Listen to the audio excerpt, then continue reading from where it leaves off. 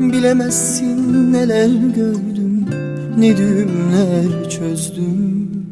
Çok yol aldım senden sonra, neler aştı gönlüm.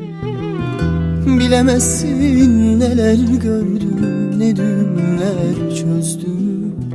Çok yol aldım senden sonra, neler aştı gönlüm.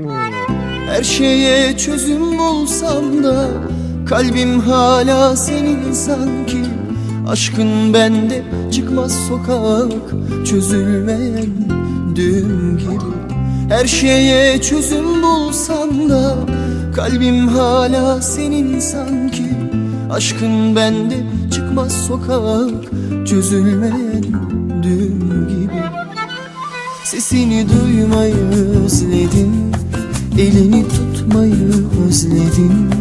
Yüzünü görmesem bile adımı söylemeni özledim.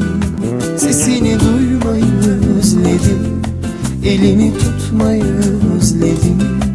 Yüzünü görmesem bile adımı söylemeni özledim.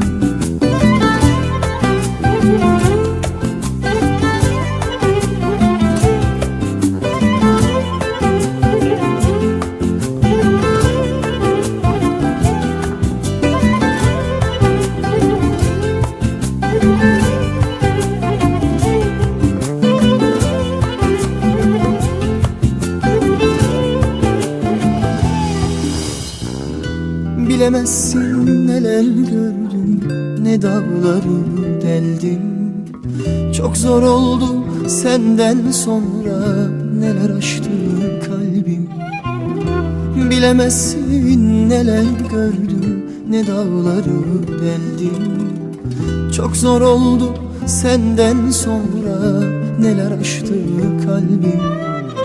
Her şeye çözüm bulsam da kalbim hala senin sanki. Aşkın bende çıkmaz sokak, çözülmeyen düğüm gibi. Her şeye çözüm bulsam da kalbim hala senin sanki. Aşkın bende çıkmaz sokak, çözülmeyen düğüm gibi. Sesini duymayı özledim, elini tutmayı özledim.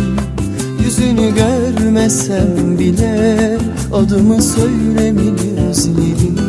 Sesini duymayı özledim, elini tutmayı özledim. Yüzünü görmesem bile adımı söylemeni özledim. Sesini duymayı özledim, elini tutmayı özledim. Yüzünü görmesem bile adımı söylemeni özledim. Sesini duymayı özledim, elini tutmayı özledim. Yüzünü görmesem bile adımı söylemeni özledim.